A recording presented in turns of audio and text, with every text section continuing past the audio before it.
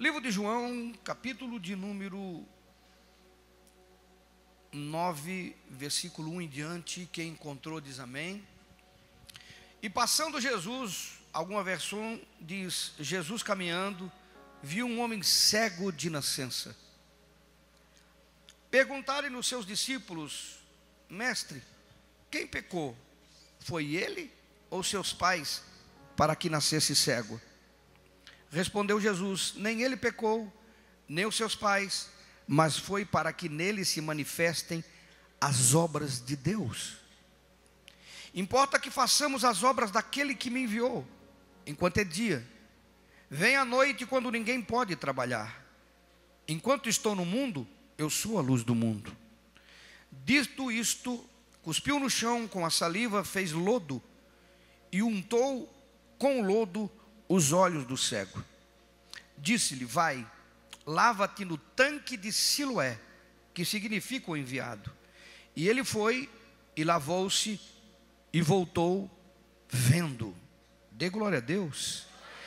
Então os vizinhos e aqueles que antes o tinham visto quando mendigo perguntavam: não é este o mesmo que se sentava a mendigar? Uns diziam: é ele, ou outros: não, mas parece com ele. E ele dizia: sou eu. Perguntaram-lhe, pois, como se te abriram os olhos? Respondeu ele: o homem que se chama Jesus fez lodo, untou os meus olhos e disse-me: vai a Siloé e lava-te. Fui, pois, lavei-me e fiquei vendo. E perguntaram: onde está ele? Respondeu: não sei. Alguém dá um glória a Deus? Queridos, um cego no tempo de Jesus era exatamente isso que o texto nos mostra, um mendigo. Um cego nos dias de hoje até trabalha em determinados lugares e departamentos, tem ajuda, convênio, mas um cego nesta geração, nesta época, era, além de um mendigo, uma pessoa que era não bem vista na sociedade, era alguém que carregava um estigma sobre ele. Ele carregava um estigma sobre ele. Por isso que quando Jesus, neste sábado, num dia de festa, onde Jerusalém estava tomada de gente, cheia de gente, Jesus cruza com esse cego. Jesus estava andando, a Bíblia diz, estava andando. E quando andando, ele cruzou com esse cego. Alguns afirmam que esse cego era um cego que tinha um ponto específico de pedir esmola. E ao cruzarem com o cego, a pergunta dos discípulos é uma pergunta religiosa. É uma pergunta de religião humana. E que muitas vezes fazem com que as pessoas parem nas circunstâncias em que vivem e não mudem o seu futuro.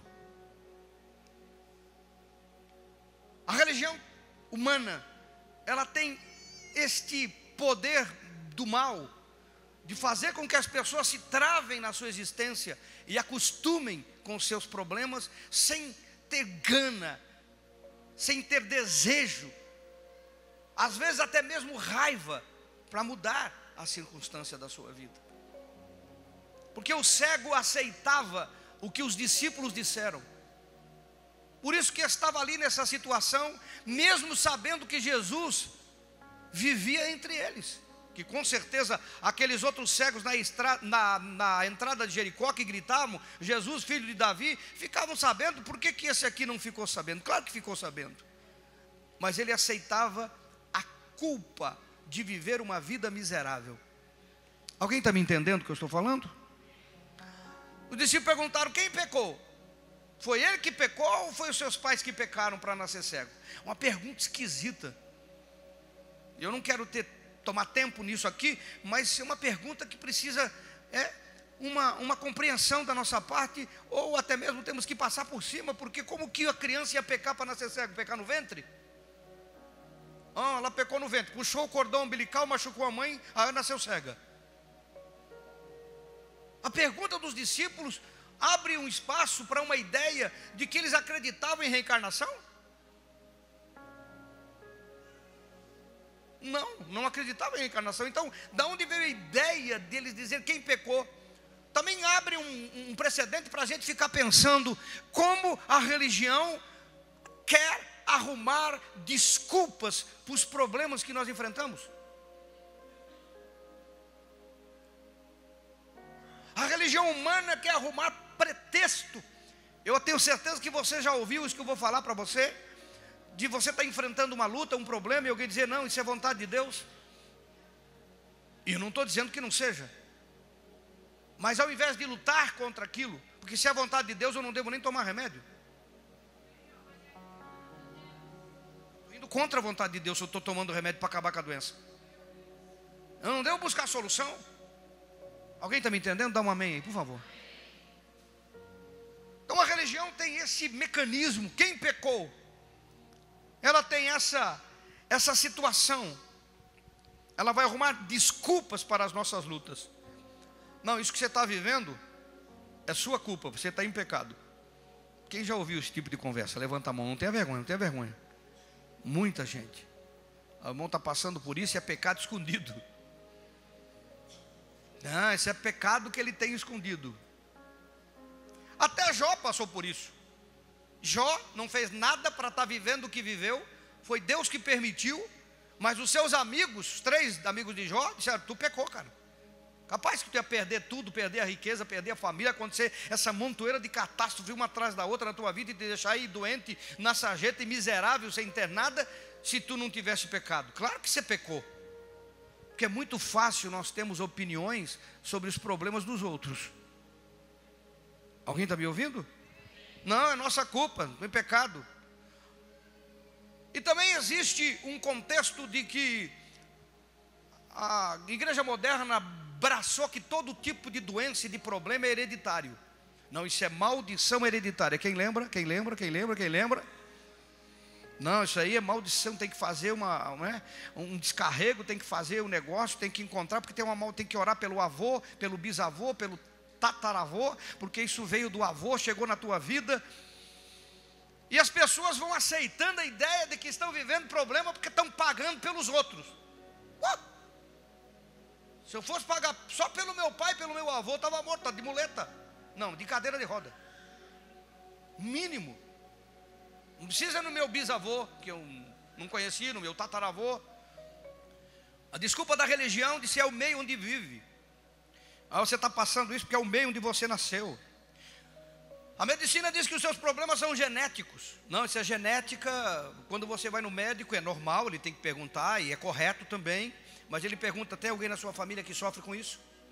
Quem já ouviu isso? Porque a medicina diz que é genético. E todas essas coisas têm fundo de verdade, quando é realmente algo assim. Mas a pergunta dos discípulos trouxe uma resposta complicada.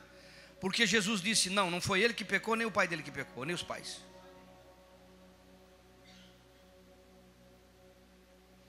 Aconteceu. Mas Jesus foi além do aconteceu. Porque pode acontecer e a pessoa atravessar a vida com os problemas sem ter mudanças. Pode acontecer e a pessoa atravessar a vida com as lutas, ou numa vida miserável, não mudar a sua história, não sair de um estado de pobreza para um estado de nobreza, não mudar a situação física, não mudar a situação espiritual, não ter uma libertação da maldição que vem sobre a sua vida do mundo espiritual que ele se envolveu, ou coisa desse tipo. Porque se ele aceita a situação e concorda que alguém é culpado, ou genética, ou parente, ou amigo, ou o meio em que vive, ou a situação que vive, se ele aceita esta ideia, ele permanece como está, e não luta para a mudança. Quem está me ouvindo? Quem está me ouvindo? Quem está me ouvindo? Jesus disse, não foi os pais que pecaram, não foi ele que pecou, isso não tem nada a ver com pecado, não teve uma participação de pecado aqui, ele nasceu assim, e ele nasceu nesta geração, e nós estamos cruzando com ele hoje, para que se manifeste nele as obras de Deus. É muito forte o que eu vou te dizer, mas você precisa entender que tem coisas que nós passamos, que não compreendemos por que passamos, que não é para morrer conosco, não é para terminarmos assim, é para que Deus mostre em nós o quanto Ele é um Deus poderoso. posso afirmar para você, pelo Espírito de Deus, que Deus não quer que a tua vida permaneça do jeito que está, que você fique enfrentando e lutando com aquilo que você enfrenta e luta.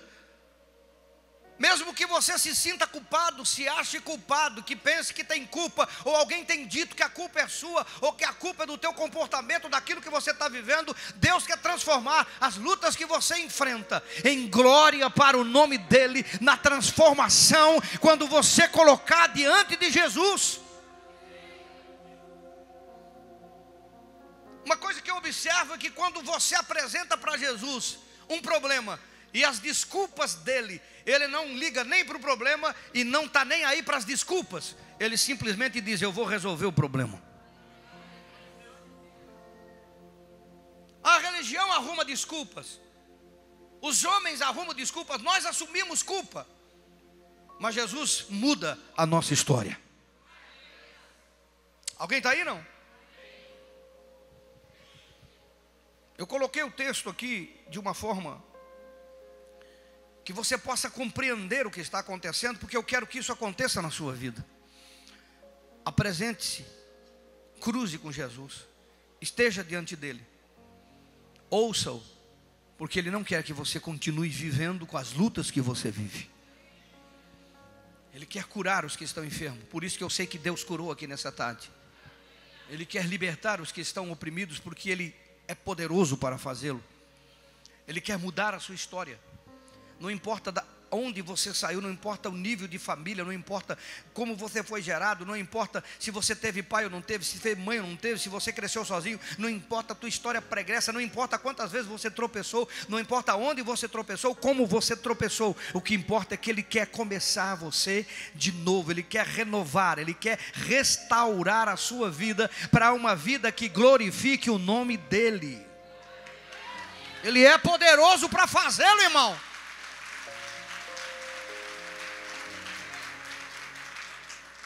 Ele é poderoso para fazê-lo.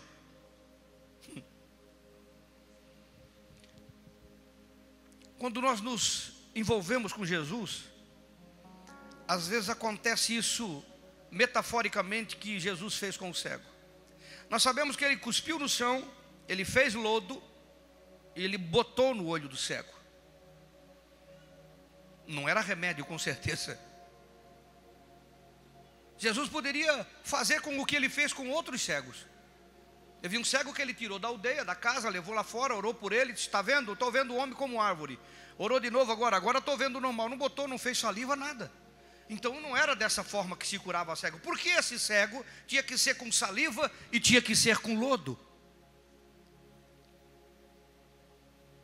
Para que você entenda a metáfora, que Jesus quer mudar a tua história, porque nós estamos diante, irmãos, de uma mudança extraordinária de futuro. Esse homem nasceu cego e viveu uma vida até aquele momento de mendigo. Nasceu cego e viveu como mendigo numa sociedade que o tinha como um homem que não tinha valor. Não era nem por causa da cegueira, porque o pecado, como se os apóstolos disseram: quem pecou?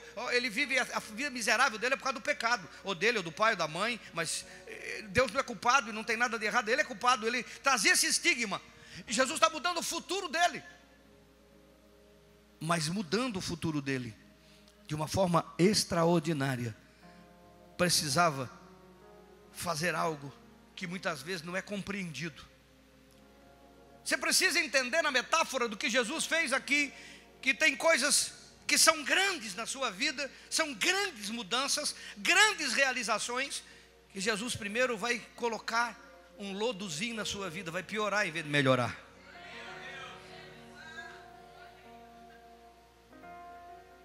Tem coisas na sua vida que elas, ao invés de ser cura, vai ser lama. Você vai passar pelo vale da lama da morte. Ah, é da sombra, desculpa, fiz uma metáfora. Tem coisas que você espera um grande mover de Deus e você vai passar pelo vale da lama. Irmão, e a lama, ela tem uma metáfora, várias metáforas. Da humilhação. Ah, jogaram o meu nome na lama. Pronto, você já entendeu. Na humilhação. A lama da vida financeira, às vezes. de não ter o crédito, a lama de não ser compreendido, a lama de não ser aceito. Parece que você chegou perto de Jesus, e Jesus chegou perto de você, e tudo que você vê é lama, sem perspectiva. O Jesus podia fazer assim e curá-lo, não fez, fez lama. Tem coisas na sua vida que elas vão ficar um pouquinho mais difíceis, porque a mudança é grande, irmão. Irmão, quando é orar por dor nas costas, dor de coluna, dor na perna, dor nisso, dor naquilo, nós não estamos diante da cura de um cego, estamos diante de uma mudança de vida. Porque se enxergou, e enxergar fez dele um outro homem. É como se ele nascesse de novo aqui, irmão. É como se ele estivesse nascendo de novo. Ele começou a vida hoje. Os anos de cegueira da vida dele foram anos de pedir para sobreviver, para comer. Não tinha perspectiva nenhuma de nada, era comer para morrer. Não tinha família, não tinha casamento, não tinha ninguém, não tinha. Agora a sua vida está sendo mudada. Então estamos diante de um quadro muito grande, de um homem para outro homem, de uma vida para outra vida, de um destino para outro destino. E quando Deus vai fazer coisas grandes na sua vida, você precisa entender que Ele vai te deixar em algum momento com lodo. Em algum momento parece que ao invés de Deus de te ajudar, piorou. Porque agora eu sou cego com lama na cara. Não foi? Já não basta ser cego, ainda cego com lama na cara. E diga de si passagem, né? De cuspe ainda, não era nem de lama de água. Quero dizer uma coisa para você. Se você acha que Jesus está cuspindo na sua cara, não é para a tua derrota, é para a tua vitória. Às vezes nos sentimos assim. Poxa, mas que Deus não está vendo o que eu estou vivendo, não está vendo o que eu estou passando, não está vendo o que eu estou enfrentando, não está vendo o que eu estou lutando, não está vendo não está vendo que vou perder, não está vendo que vai dar tudo errado, não está vendo que eu estou sofrendo. E todos nós passamos momentos que a gente pensa que Deus não está vendo, mas na verdade quem não está vendo é a gente mesmo. Por quê? Porque, irmãos, grandes mudanças precisam de decisões da nossa vida. E que decisão é essa, pastor? A decisão de obedecer fará a diferença no seu futuro. Meu Deus.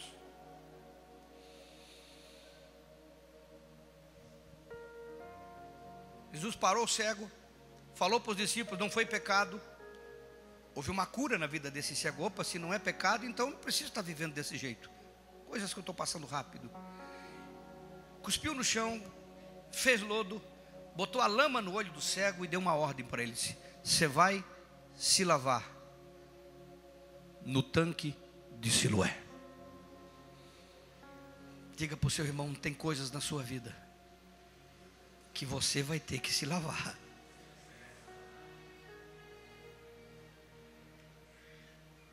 A gente quer que Deus lave a vida da gente.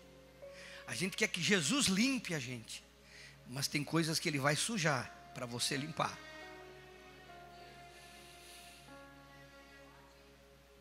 Quem não quer mudança na vida? Você não quer milagre, mudança na sua vida? Quem não quer? Quem não quer mudança e não quer milagre, levanta a mão. Só eu? Não, mas eu quero mudança e quero milagre. Agora, quem quer mudança e milagre na vida? Quem quer? Levanta a mão. Pode levantar, não tenha vergonha. Eu acredito que nós queremos mudanças. O problema é que nós queremos que Deus nem faça uma intervenção que nós não compreendemos, porque fazer lodo e botar no olho, quem que vai compreender isso? E às vezes Deus começa a fazer coisa na nossa vida que nós não compreendemos, e Ele nos manda apenas obedecer. E eu quero dizer para você, a decisão de obedecer fará a diferença no seu futuro. Porque, irmãos, obedecer não é fácil. Eu sei que não é fácil. Eu estou falando de religião, não estou falando de denominação, irmão. Não estou falando de pecado ou não pecado. Estou falando de a decisão de obedecer a Jesus, sem às vezes compreender o porquê que Ele nos pede certas coisas. Alguém está me ouvindo ou não? Porque o que eu consigo enxergar aqui é que Jesus não curou o cego de imediato. Ele não curou o cego. O cego buscou a sua cura. E não foi. Ele saiu de onde ele estava. Alguém parou ele. Jesus estava andando, ele estava parado. Alguém parou perto dele, falou com ele, cuspiu no chão, fez lodo e disse: levanta e vai no tanque de Siloé.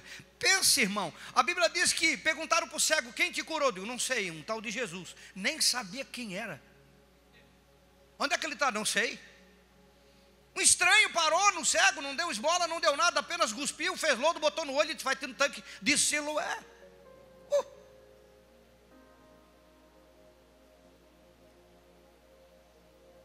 Eu sei o que motivou aquele cego a se levantar do seu ponto de esmola e caminhar numa cidade cheia de gente, com dificuldade, para chegar num tanque que tinha que descer uma escadaria, correndo o risco de tropeçar e cair, para pegar daquela água que estava lá e colocar nos seus olhos.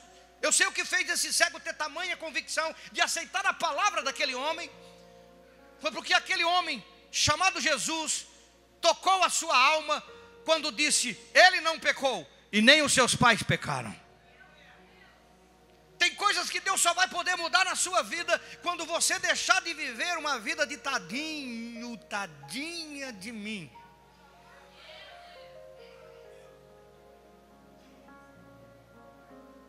Tem coisas que Deus só vai poder mudar na sua vida quando você decidir deixar de culpar alguém, de culpar que nasceu numa família pobre, numa família humilde, que por isso que passa por isso, de culpar a esposa porque a esposa não ajuda, de culpar o esposo porque ele é isso, de culpar o vizinho, de culpar o líder, de culpar quem quer que seja, e assumir que Deus quer mudar a sua vida. Ele não quer encontrar um culpado, Ele quer encontrar uma solução.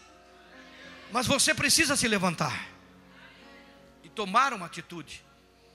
O que falta para nós é nos levantar para obedecer o que às vezes não compreendemos. O grande problema do crente, por incrível que pareça, é obedecer. Agora eu pergunto para você: você vem todo domingo, canta, pula, cai na unção, coisa maravilhosa, louvor poderoso, som maravilhoso, e recebe uma palavra, e vem e vai,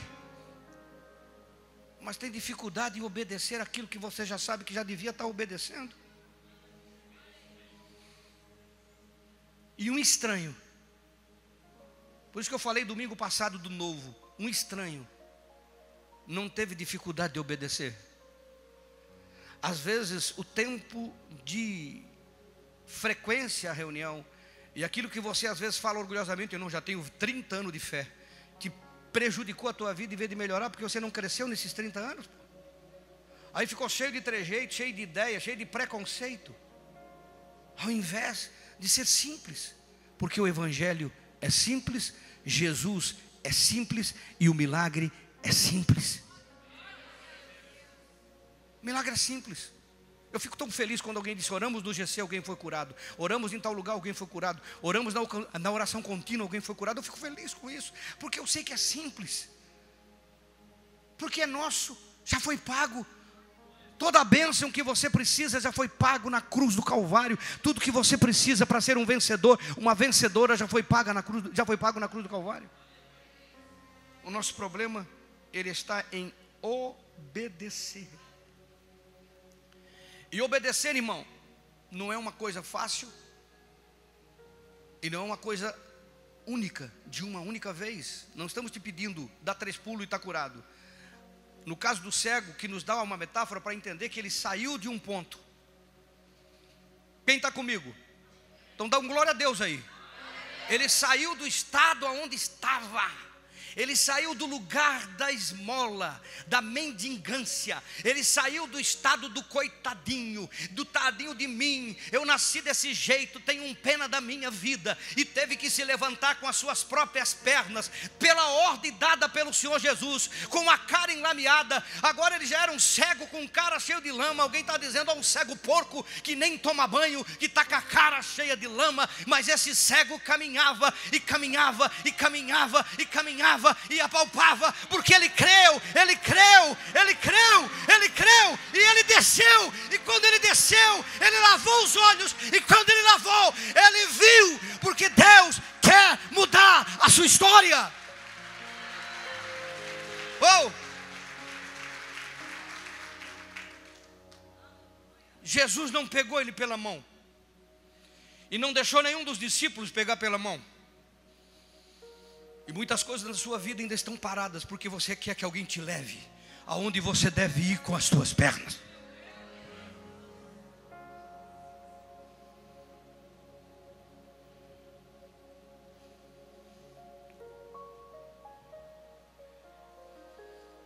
Pergunte para o seu irmão: quer mudança, irmão?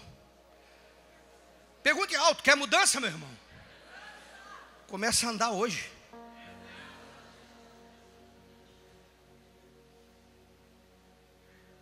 Não é engraçado?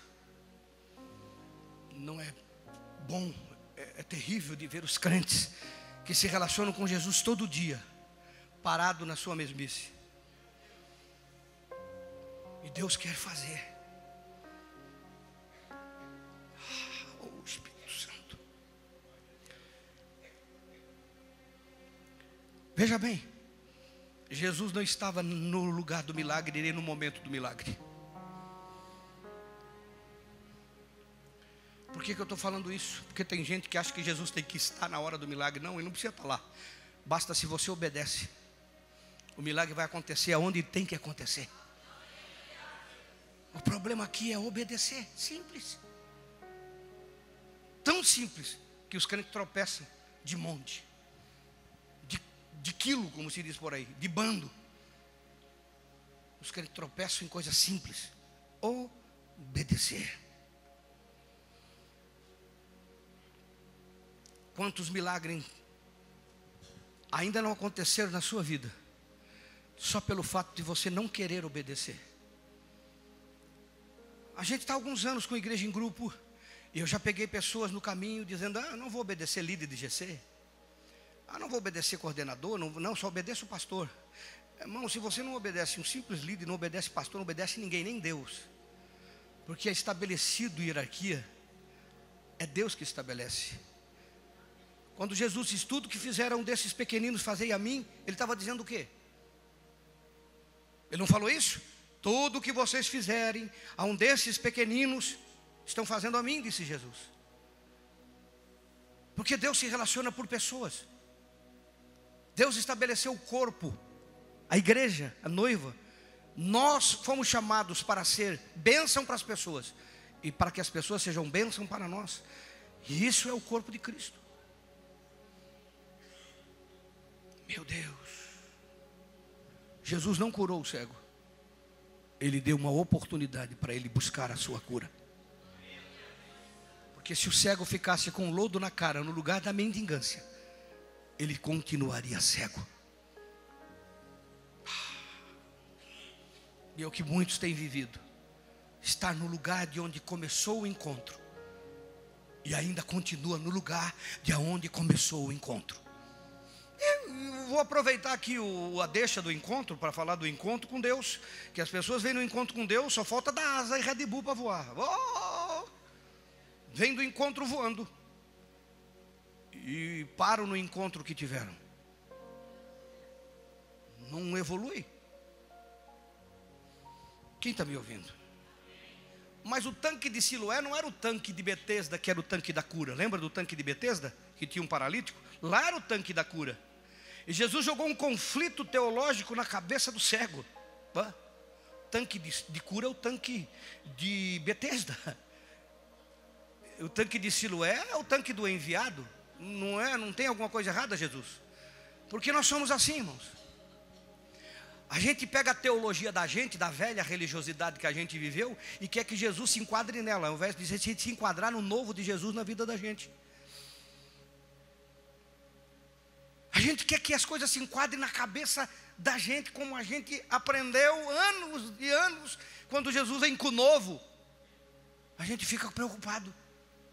O cego podia ter dito: o senhor, só um detalhe, o senhor se enganou. É o tanque de Betesda, o tanque da cura, onde o anjo passa, o anjo vem, o anjo toca. Agora, se esse cara vai no tanque de Betesda, se Jesus mandasse ele para o tanque de Betesda, ele podia pensar que foi o anjo que tocou a água. Porque o que muita gente acha que a religião tem feito na sua vida, e não é a religião que muda a nossa vida, é Jesus, é o Espírito Santo, é o relacionamento com Deus. Tem gente que briga por placa, que fica de mal, que critica, que diz que o outro da outra igreja vai para o inferno, virou juiz. Alguém está aí, não? Que é isso? Não é o tanque de Betesda, não é o tanque de Siloé. O que Jesus estava fazendo, irmão? Ele estava mudando a velha religião na vida do cego, que já não esperava mais nela. Tem coisas que Jesus vai mudar na sua vida, mas primeiro Ele vai mudar a velha religião da sua vida. Por quê, irmão? Porque o tanque de Siloé, o tanque de Betesda, onde todos os doentes iam nas festas, que você já ouviu, eu tenho certeza absoluta que aquele cego, que é de nascença e já era um homem adulto, ele foi levado lá várias vezes, e nada aconteceu, e nada aconteceu. Se Jesus fala para ele do tanque de Betesda, ele ia entrar com gelo no estômago, ia dar um frio no estômago, ia dar uma tremedeira. Ele disse: não me manda para lá, eu fui anos naquele lugar, nada aconteceu. Mas Jesus está mudando a velha religião na vida do cego, que ele já não esperava mais nela, porque ele já não ia mais no tanque, ele já não acreditava mais na cura da velha religião, onde o anjo passava e tocava as águas, e estava seguindo a sua vida, pedindo esmola, porque não acreditava mais que podia haver mudança na sua vida. E Jesus disse: não, agora você vai deixar a velha religião, a velha maneira de pensar, a velha prática, aquilo que você aprendeu na religiosidade de anos que você diz que tem de fé. Oh, Deus está falando com pessoas aqui. Anos de fé. Não, mas no meu tempo. Não quero saber do seu tempo, eu não quero saber do tempo de hoje. Não, mas eu aprendi assim. Não quero saber o que você aprendeu, eu quero saber o que a Bíblia ensina. E Deus tem o direito de mudar o que Ele tem que mudar. O problema das pessoas é que elas ficam presas à velha religiosidade. Jesus disse: cego, não é mais tanque de Betesda, filho. Agora é o enviado. Sou eu. É o enviado. A velha religião acabou, que você não acredita mais, acabou. Agora é o enviado, sou eu. Você vai lá, o que vai acontecer? Diga para o seu irmão: muda o tanque da velha religião da sua vida, muda. E entra nas águas do novo. Entra nas águas do novo. Eu sei que Deus está falando com você nessa tarde, mas você está disposto a mudar? Hã? Você está disposto a mudar, irmão? Porque é disso que Deus está falando. Muitas coisas na sua vida ainda continuam e você está frustrado, triste. Não é porque Deus não quer curá-lo, não. Ele já botou emplasto de lodo na tua cara já, e tu não percebeu, porque não quer no tanque certo. Até o tanque certo opera milagre. Se ele fosse no outro tanque, era na mesma Jerusalém, na mesma cidade, no mesmo tempo, mas Jesus disse: não, é no tanque de Siloé. Ah, mas não é o de Betesda. Não interessa, é no de Siloé. O conflito foi vencido. Deus espera de você comportamento novo, simples. Isso não acontece de um dia para o outro. Por isso que tem uma caminhada da onde começou até onde vai chegar. Mas se você começar a mudar, a mudar, a mudar, a mudar, e dizer, entender, aceitar: eu preciso mudar. Porque, irmão, se não começar com você, não começa nunca. Eu preciso mudar. Aí você vai caminhar em direção ao tanque certo. E quando você chegar nas águas do enviado, Siloé, as águas do enviado, só o fato de você chegar nela e molhar o teu rosto, Jesus não vai estar lá, mas a palavra dele se cumpre. E você vai voltar uma nova pessoa, uma nova história e um futuro profético. E eu quero que você compreenda a última das coisas que estão aqui. O cego voltou curado, aleluia. Veio para sua casa, falou com seus pais. Quando ele estava andando no caminho, disse: ei, tu não é aquele cego? Alguém perguntou, alguém falou: O cara está enxergando. O outro diz, não, não é ele não, é parecido com ele, não é ele não. Nós lemos tudo isso. Aí o cego disse, não, sou eu. O cego teve que afirmar. Porque eu quero dizer para você que as coisas que Deus quer fazer na sua vida vão confundir aqueles que te conheceram no passado. Não, você não entendeu, vou falar de novo. Se você quer receber, levante a sua mão. As coisas que Deus vai fazer na sua vida vão confundir aqueles que te conheceram no passado.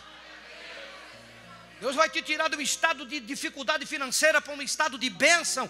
Deus vai te tirar de um estado de situação conjugal para um estado de vitória. Deus vai mudar a situação da sua família. Deus vai te dar bênçãos, bens. Ele vai mudar a tua história de tal maneira que as pessoas vão dizer, não é ele não, é outro, não pode ser ele. E você vai dizer, sou eu. Deus mudou a minha história.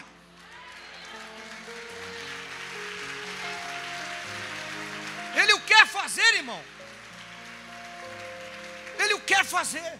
É para isso que Deus realiza milagre. É para isso que Ele prospera. É para isso que Ele cura. É para isso que Ele liberta. É para isso que Ele transforma. É para isso que Ele muda valores. É para isso que Ele faz milagre. Para que as pessoas aí fora ficam assim, quem é esse cara? Não é o mesmo que eu conheci. Quem é essa mulher? Não é a mesma. Que família é essa? Não é a mesma. Não, é Jesus que levou ele ao tanque certo das águas da obediência.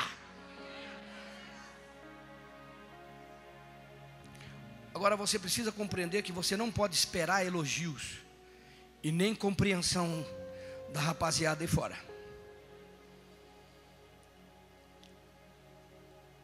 A religião diz que era mentira. Não, olha a pergunta que fizeram para o cego. Você é cego de nascença mesmo? Tu estava mentindo, né? Os caras queriam duvidar do que Deus estava fazendo, irmão. Que as pessoas, mesmo que Deus mude a sua vida, elas nunca vão concordar que aqui é um lugar que Deus opera milagres. Elas vão ter que enxergar, ver a mudança, o que Deus está fazendo e ainda continuar falando, mas não pode ser, não é desse jeito, não é dessa maneira. Não espere compreensão dos seus familiares. Não espere compreensão dos seus pais, não espere compreensão dos seus amigos, não espere compreensão de ninguém. O que Deus está fazendo na sua vida, Ele está fazendo por você primeiro. Depois pode alcançá-los. Mas não espere compreensão. Os pais foram chamados. Os fariseus perguntaram, são os pais dele? Somos. Ele foi curado, ele era cego de nascença. Ele já é grande, pergunta para ele. E por que os pais não compraram a briga? Irmão, se você esperar que as pessoas vão celebrar as grandes mudanças da sua vida, você vai ficar frustrado. As pessoas não celebraram a cura do cego, não celebraram uma nova vida, não celebraram um homem ter a oportunidade de uma existência sem cegueira, de poder formar uma família, de poder trabalhar, de poder ter uma vida digna. Não, eles não celebraram, eles ficaram e os pais se omitiram. Ele é grande, pergunte para ele, porque a Bíblia diz, o autor fala, porque eles tinham medo de ser expulsos. E a vergonha da religião que está aí fora, e a vergonha da religião que predomina sobre eu estou falando de todas, não falando de uma não. A vergonha de entender que ser cristão é ter compromisso de mudança. Vai fazer com que as pessoas dizem, não, pergunta para ele. Ele era cego, como está vendo eu não sei. Mas o fato é que Jesus mudou a história do cego. Porque ele caminhou do ponto onde estava para o ponto onde foi proposto.